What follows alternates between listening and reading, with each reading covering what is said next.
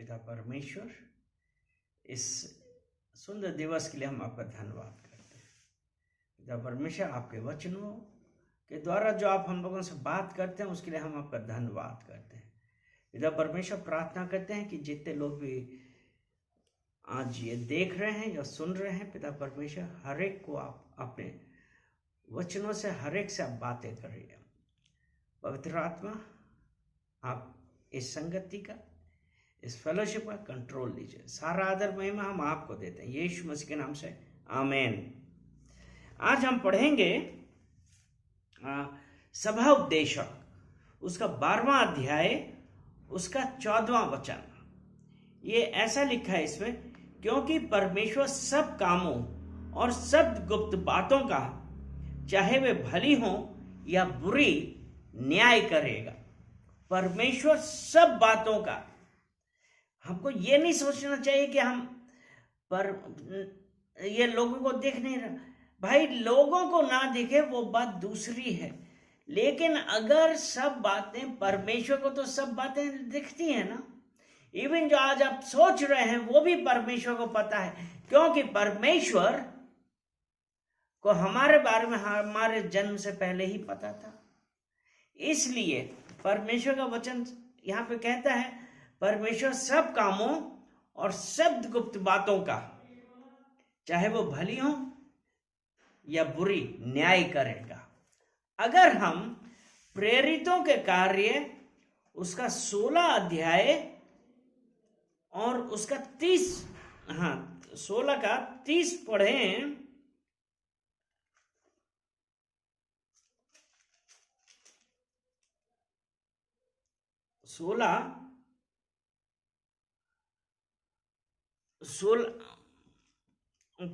प्रेरितों के अध्याय 16 का 30, और उसमें लिखा, और उन्हें बाहर लाकर कहा, हे सज्जनों, उद्धार पाने के लिए मैं क्या करूं? What must I do be saved? उद्धार पाने के लिए मैं क्या करूं? क्योंकि अभी हमने पढ़ा सभोपदेशक में कि परमेश्वर सब कामों और सब गुप्त बातों का, चाहे वो भली हो चाहे बुरी हो, न्याय करेगा। अब यहां पे वो जेलर जिसने पौलुस और सिलास को बंदी गृह में डाल दिया था, और पौलुस और सिलास क्या कर रहे थे, और इसमें लिखा है कि यही प्रेरितों का कार्य 16 उसका 23 में लिखा है, बहुत बेंत लगवा कर उन्होंने उन्हें बंदी गृह में डाल दिया और दरोगा को आज्ञा दी कि उन्हें चौकसी से रखे। उसने ऐसी आज्ञा पाकर उन्हें भीतर की कोठरी में रखा और उनके पांव काठ में ठोक दिए। जेलर ने क्या किया? उनके पांव काठ पे ठोक दिए। और यहां पे वो जेलर अब उनसे पूछ रहा है कि उद्धार पाने के लिए मैं क्या करूं? देखिए, अब हुआ क्या था, उसने ऐसा क्यों पूछा? क्योंकि 25 उसका वचन कहता है, आधी रात के लगभग पौलुस और सिलास प्रार्थना करते हुए परमेश्वर के भजन गा रहे थे और कैदी उनकी सुन रहे थे। इतने में एकाएक बड़ा भूकंप आया, यहां तक कि बंदी गृह की नींव हिल गई और तुरंत सब द्वार खुल गए और सबके बंधन खुल पड़े। वो दरोगा ने क्या देखा कि नींव हिल गई, द्वार खुल गए और सबके बंधन खुल गए।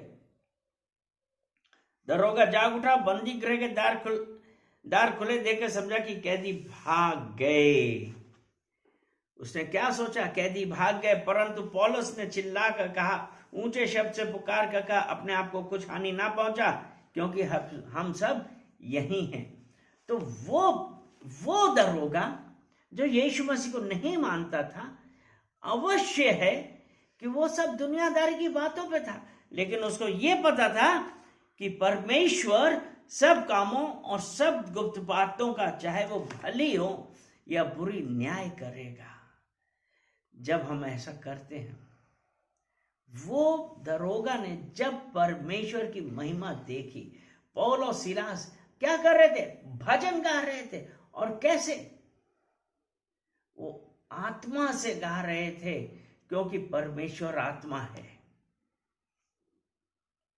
परमेश्वर आत्मा है। अवश्य है कि उसको जानने वाले उसकी आराधना आत्मा और सच्चाई से कर रहे। जब आत्मा और सच्चाई से कर रहे थे, जेल खाने की, बंदी गृह की नींव हिल गई। आज हम लोगों में से कितने हैं कि हम प्रॉब्लम में पड़ गए, लेकिन जिस प्रकार पौल और सिलास गीत गा रहे थे, भजन कर रहे थे, हम लोग कितने नहीं कर पाते हैं। क्योंकि अगर हम नीति वचन लेकिन उस दरोगा को पता था कि परमेश्वर उसके सब कार्यों पे नजर रखे हैं, क्योंकि नीति वचन 15 अध्याय और 3 वचन अगर हम पढ़ें, नीति वचन 15 और उसका 3 वचन कहता है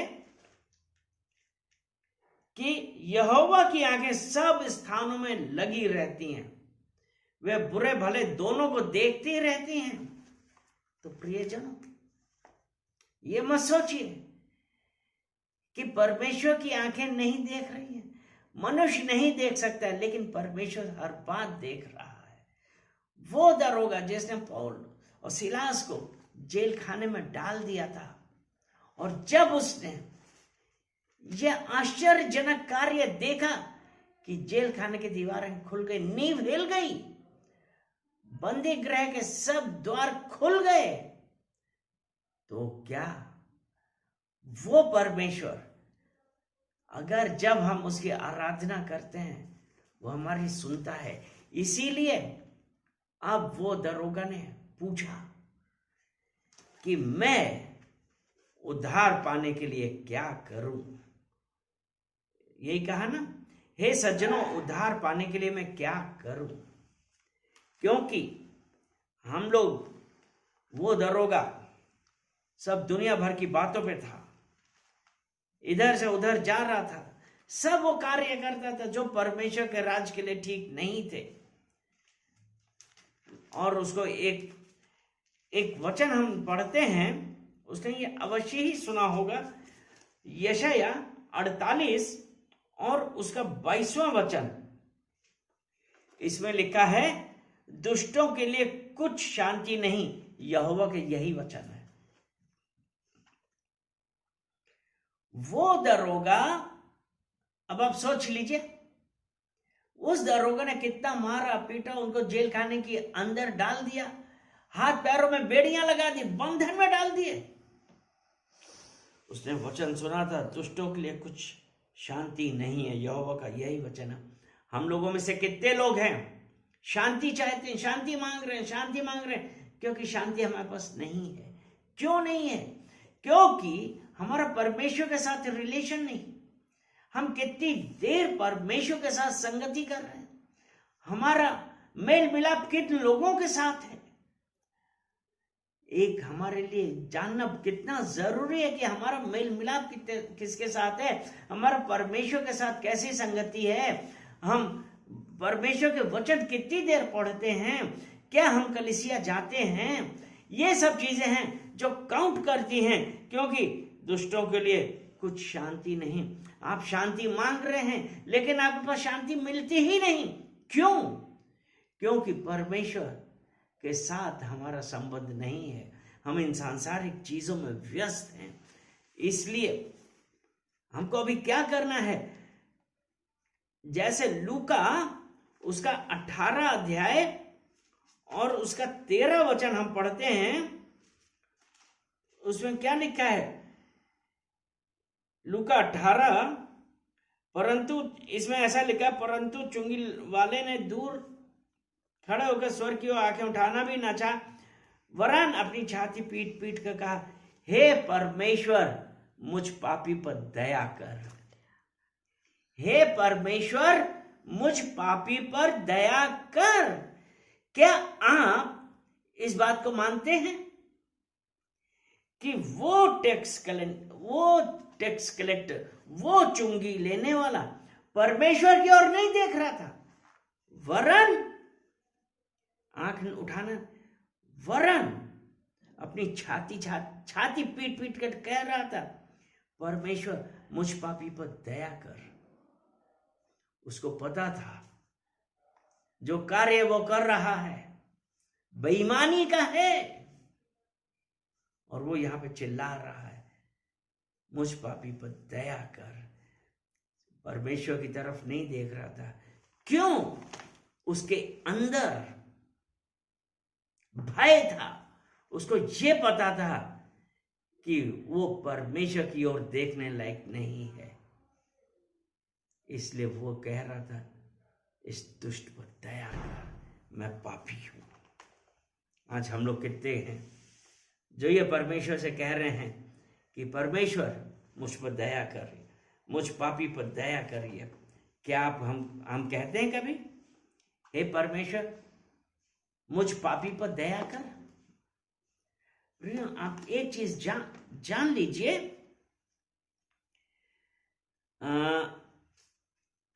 एक वचन है भजन संहिता 9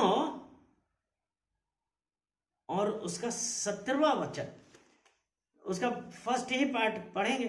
दुष्ट अधोलोक में लौट जाएंगे। इंग्लिश वाली बाइबल में लिखा है, भजन संहिता 9